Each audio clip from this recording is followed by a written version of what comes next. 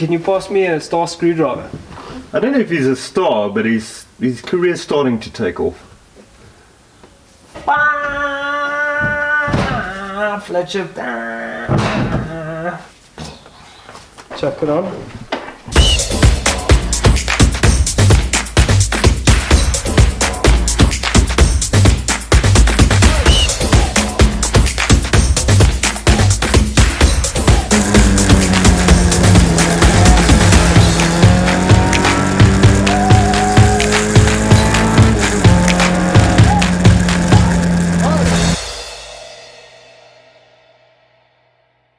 Graham, what you doing there? I'm wondering why someone choose to get off. Alright, what is up guys? Welcome back. We are busy trying to get this dash and HVAC system out. Graham is busy trying to figure out why someone was chewing on the gear knob. The plan today, get the airbags out, get the dash out, get the HVAC system out, and then prep all the wires, make sure everything is cool so it can go for roll cage.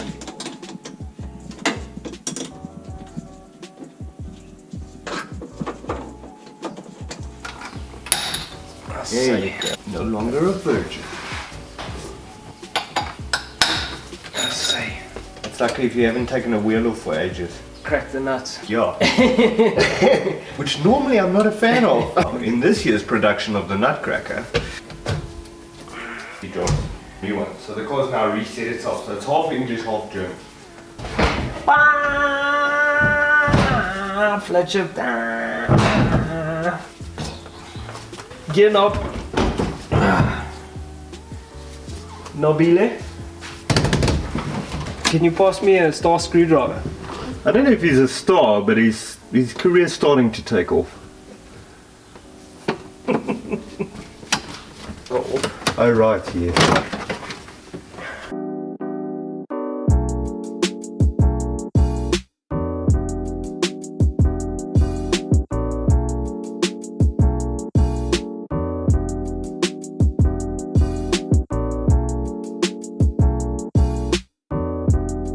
Alright, so Graham and I are making progress. We haven't really researched too much of this, we're kind of just winging it, so but we're actually getting there. We pulled out a bunch of stuff. So what have we actually been able to achieve? The airbags are out, the glove box is gone, and most of the center console has already been removed. So not too much to go, and then we'll have the dash out. Make sure we get the AC ducting out and we're good to go. So what's next? We're going to take the radio out, get that... Radio must come out. Center here, then steering wheel I imagine, and then lots of swearing and fiddling and we'll have it out. We're not experts. Well, we are. We are experts at winging it.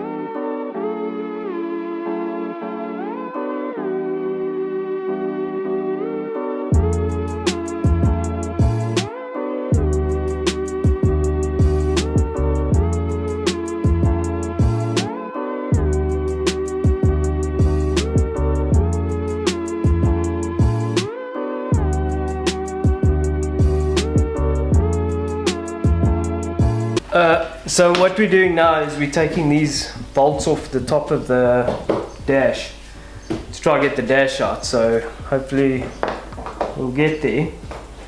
It's kind of, like I said, we're kind of winging it, so trial by fire, I think that's the right terminology. There's a nice little bolt here on both sides. BMW really thought of everything. I have to keep reminding myself, like, this car it's 25 years old now. And a lot of this stuff hasn't been out, or it's been in its place for 25 years, so.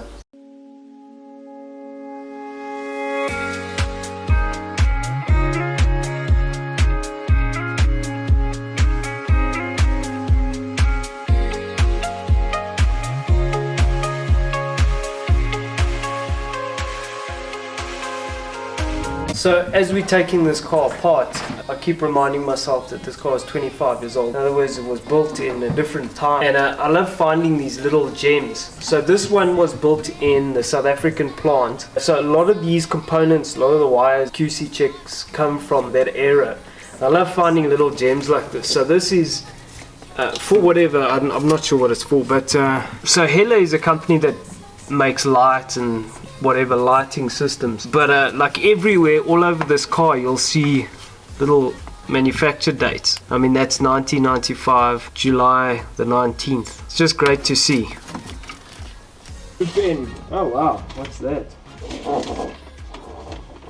Someone's grade 7 report card. Oh no, it's a roster. Vereniging Boet, Vereniging High School, 2008. Graad 7 Committee, belangrike datum. Eerste kwartaal, Interhuis, Atletiek Thuis, Aflosse aand, speletjies aand, ouer aand. Ouer aand. So 5 uur tot 7 uur. I don't think we need this. I'm having so much fun. Alright, Graham and I have been going at it for a bit now. What we need to do is we need to get that heater core out of the car. But to do that, we have to disconnect the water lines. So that means these two solenoids somehow control the flow into the heater core, I presume. So there's a section at the top here, inside there, that we have to basically loosen up. So we can jack up the car, drain all the water and try get it out that way. I'm going to try just loosen the pipes and see how much comes out, because it's actually right at the top of the system, so we might not have to drain all of the water out. I'm just going to put a dish underneath and see how much comes out. Hopefully we get lucky, there's just a little bit, and then we got to see whatever else we need to do to get it out. So let's do that.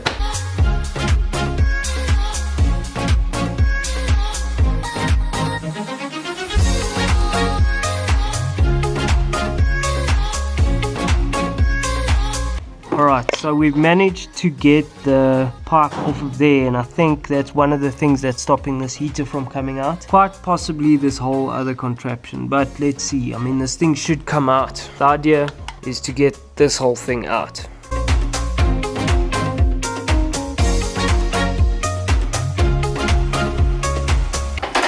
So we're just gonna see how much this thing actually weighs. Let's just get this thing going. Alright, chuck it on. 5.75 kilograms. Damn. That took a long time, and obviously there's still quite a lot to come out. We're going to remove all of this sound deadening material. There's a bunch of cables that need to come out, but we're not going to touch the cables for now, because we're still going to decide obviously what we're going to run, what we're not going to run. Big wins. It's little wins, I guess, make up the big wins.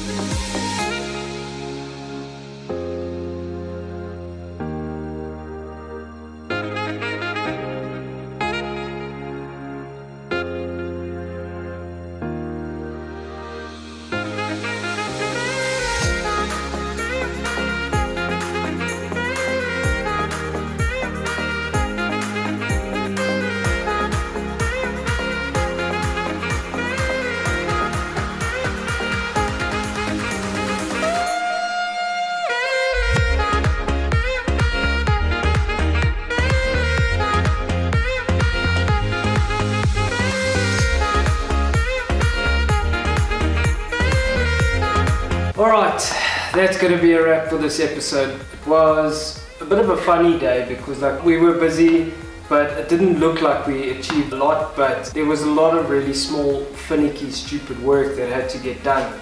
And getting that heater slash aircon HVAC system out was quite a trick. It was just very fiddly, and that kind of stuff really takes time. So just to recap, today we got the dash out, which took quite a bit of fiddling. We got the HVAC system out, then there was sound deadening, and then there was we took the roof liner out as well. I know I keep saying it, but we're getting very close to going for roll cage, and the thing is, I don't want to just send the car, because if it comes back, then you're going to battle to get inside into all these difficult little areas. So it's better to do a lot of the cleanup work and the prep work now before the cage is in, so that you actually have access to all those areas. So we took the felt off the roof.